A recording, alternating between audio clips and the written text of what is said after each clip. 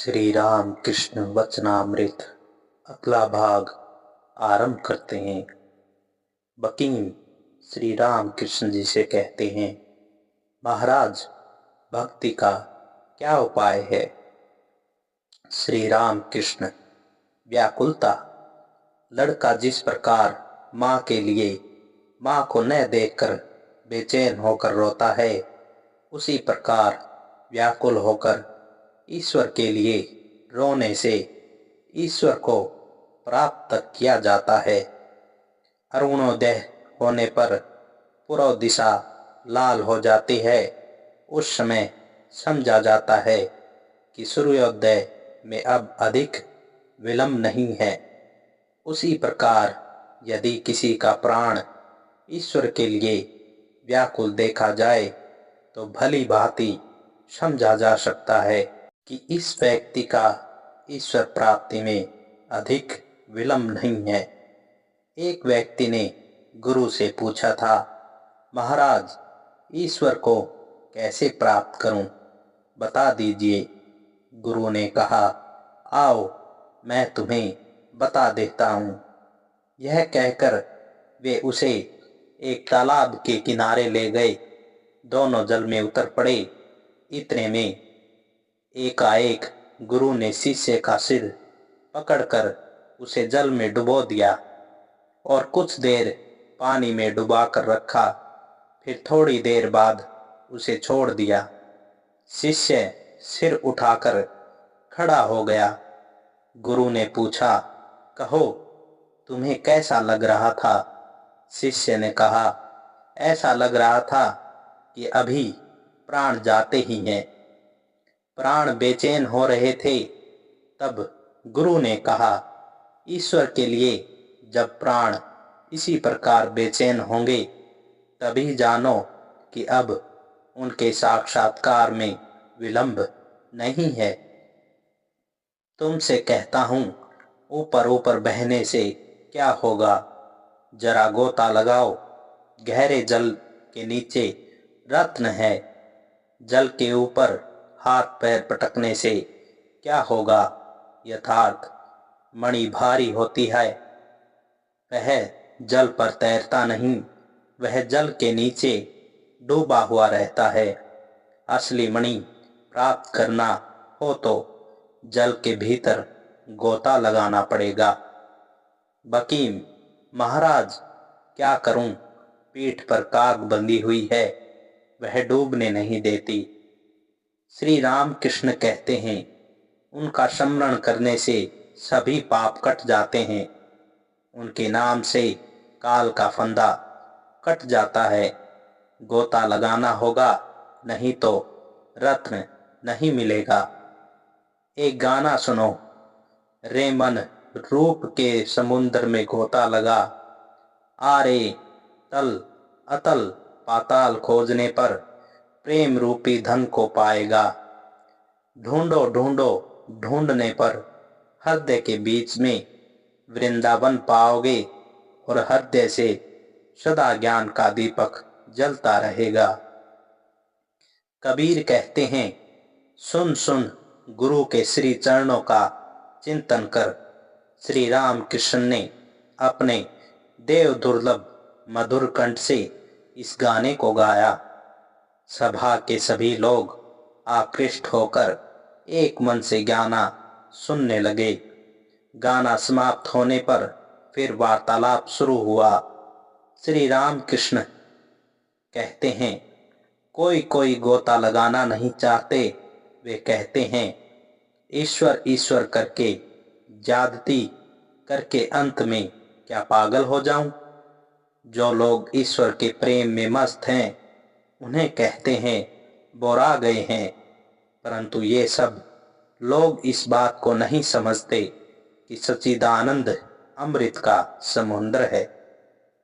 मैंने नरेंद्र से पूछा था, मान लो कि एक बर्तन रस और तू मक्खी बना है, तो तू कहाँ पर बैठकर रस पिएगा? नरेंद्र ने कहा, किनारे पर बैठकर मुंह बढ़ाकर पीऊंगा। मैंने कहा, क्यों? बीच में जाकर डूबकर पीने में क्या हर्ज है?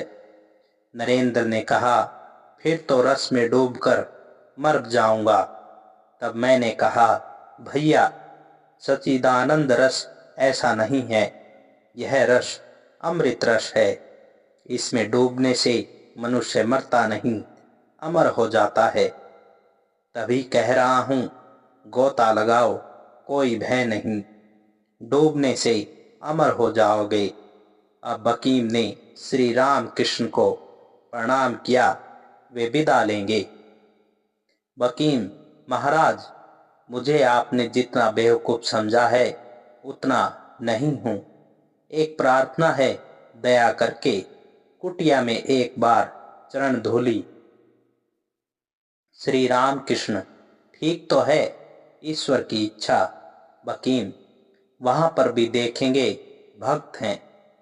श्री राम कृष्ण कहते हैं, कैसा जी, कैसे सब भक्त हैं वहां पर, जिन्होंने गोपाल गोपाल केशव केशव कहा था, उनकी तरह है क्या? एक भक्त, महाराज, गोपाल गोपाल की कहानी क्या है? श्री राम कृष्ण कहते हैं, अरे वह कहानी, अच्छा सुनो। एक स्थान पर एक सुनार की दुकान है। वे लोग परम वैष्णव हैं। गले में माला, तिलक है। हमेशा हाथ में हरि नाम का झोला और मुख में सदैव हरि नाम। उन्हें कोई भी साधु ही कहेगा और सोचेगा कि वे पेट के लिए ही सुनार का काम करते हैं, क्योंकि औरत बच्चों को पालना ही है। परम वैष्णव जानकर अनेक ग्राहक उनकी दुकान में आते हैं, क्योंकि वे जानते हैं कि इनकी दुकान में सोने चांदी में गड़बड़ी न होगी। ग्राहक दुकान में आते ही देखता है कि वे मुख से हरि नाम जप रहे हैं और बैठे हुए हैं, काम काज भी कर रहे हैं। खरीदार ज्यों ही जाकर बैठा कि एक आदमी बोल उठा, केशव केशव केशव। थोड़ी देर बाद एक दूसरा कह उठा, गोपाल गोपाल गोपाल। फिर थोड़ी देर बातचीत होने पर एक तीसरा व्यक्ति कह उठा, हरि हरि हरि। अब जेवर बनाने की बातचीत एक प्रकार से समाप्त हो रही है। इतने में ही एक व्यक्ति बोल उठा, हर हर हर। इसलिए तो इतनी भक्ति प्रेम देखकर वे लोग इन सुनारों के पास अपना रुपया पैसा देकर निश्चिंत हो जाते हैं। सोचा कि वे लोग कभी न ठगेंगे, परंतु असली बात क्या है जानते हो? ग्राहक के आने के बाद जिसने कहा था, केशव केशव, उसका मतलब है ये सब लोग कौन हैं, अर्थात ये ग्राहक लोग कौन हैं। जिसने कहा गोपाल गोपाल, उसका मतलब है ये लोग गाय के दल हैं। जिसने कहा हरि हरि, इसका मतलब है ये लोग मूर्ख हैं। तो फिर हरि अर्थात हरण करूं। और जिसने कहा हर हर, इसका मतलब है इनका सब कुछ हरण कर लो। ऐसे वे परम भक्त साधु थे। बकीम ने विदा ली, परंतु एकाग्र मन से न जाने क्या सोच रहे थे। कमरे में दरवाजे के पास आकर देखते हैं, चद्दर छोड़ आए हैं, केवल कमीज पहने हैं। एक बाबू ने चद्दर उठा ली और दौड़कर उनके हाथ में दे दी। बकीम क्या सोच रहे होंगे, राखाल आए हैं। वे बलराम के साथ श्री वृंदावन धाम गए थे, वहां से कुछ दिन हुए लौटे हैं।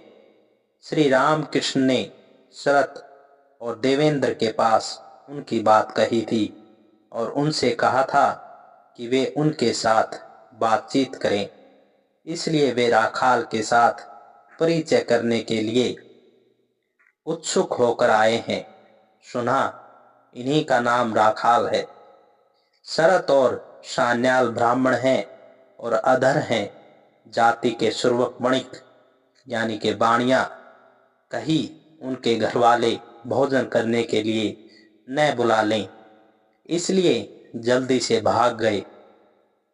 नए आए हैं, अभी नहीं जानते कि श्री राम कृष्ण अधर से कितना स्नेह करते हैं।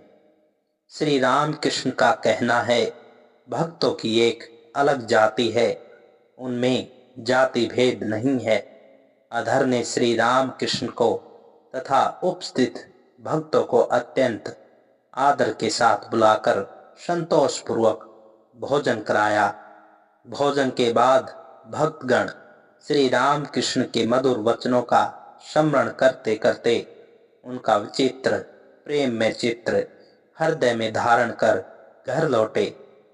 अधर के घर शुभागमन के दिन श्री बकीम ने श्री राम कृष्ण देव से उनके मकान पर पधारने का अनुरोध किया था। अतएव थोड़े दिनों के बाद श्री राम कृष्ण ने श्री गिरीश व मास्टर को उनके कलकत्ते के मकान पर भेज दिया था। उनके साथ श्री राम कृष्ण के संबंध में काफी बातचीत हुई। बकीम ने श्री राम कृष्ण का दर्शन करने के लिए फिर आने की इच्छा प्रकट की थी, परंतु काम में व्यस्त रहने के कारण न आ सके। श्री राम कृष्ण ने श्री अधर के घर शुभागमन किया था और श्री बकीम बाबू के साथ वार्तालाप किया था। प्रथम के षष्ठ विभाग तक ये ही बातें विरचित हैं।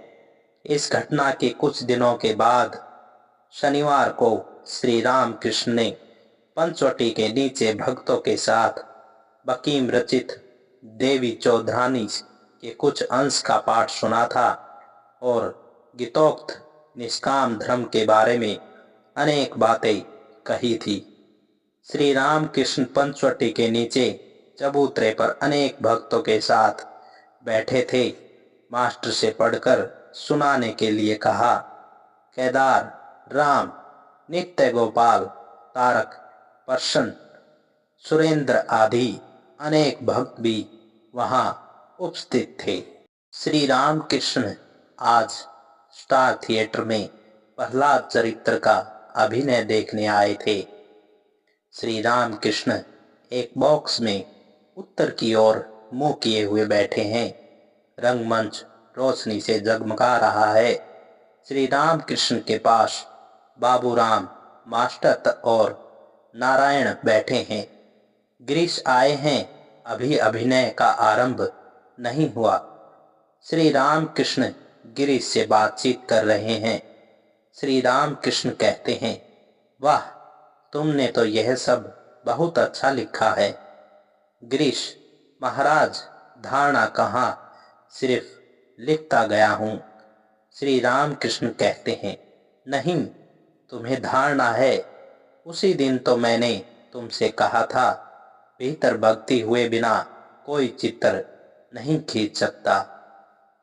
धारणा भी इसके लिए चाहिए। केशव के यहाँ मैं नव वृंदावन नाटक देखने गया था। देखा, एक डिप्टी 800 रुपये महीना पाता है। सब लोगों ने कहा बड़ा पंडित है, परंतु वह गोद में एक बच्चा लिए हैरान हो रहा था। क्या किया जाए जिससे बच्चा अच्छी जगह बैठे, अच्छी तरह नाटक देखे, इसी के लिए वह व्याकुल हो रहा था। इधर ईश्वरी बातें हो रही थी, उसका जी नहीं लगता था। बच्चा बार बार पूछ रहा था, बाबूजी, यह क्या है, वह क्या है। वह भी बच्चे के साथ उलझा हुआ था। उसने बस पुस्तकें पढ़ी हैं, धारणा नहीं हुई है। गिरीश, दिल में आता है अब थिएटर क्या करूं। श्री राम कृष्ण कहते हैं, नहीं नहीं, इसका रहना जरूरी है, इससे लोक शिक्षा होगी। अभी है अभिनय होने लगा। प्रहलाद पाठशाला में पढ़ने के लिए आए हैं। प्रहलाद को देखकर श्री राम कृष्ण प्रहलाद प्रहलाद कहते हुए एकदम से समाधि मग्न हो गए। प्रहलाद को हाथी के पैरों के नीचे देखकर श्री राम कृष्ण रो रहे हैं। अग्नि कुंड में जब उन्हें फेंक दिया गया तब श्री राम कृष्ण के आंसू बह चले। गोलोक में लक्ष्मी नारायण बैठे हैं, प्रहलाद के लिए नारायण सोच रहे हैं। यह दृश्य देखकर श्री राम कृष्ण फिर से समाधि मग्न हो गए।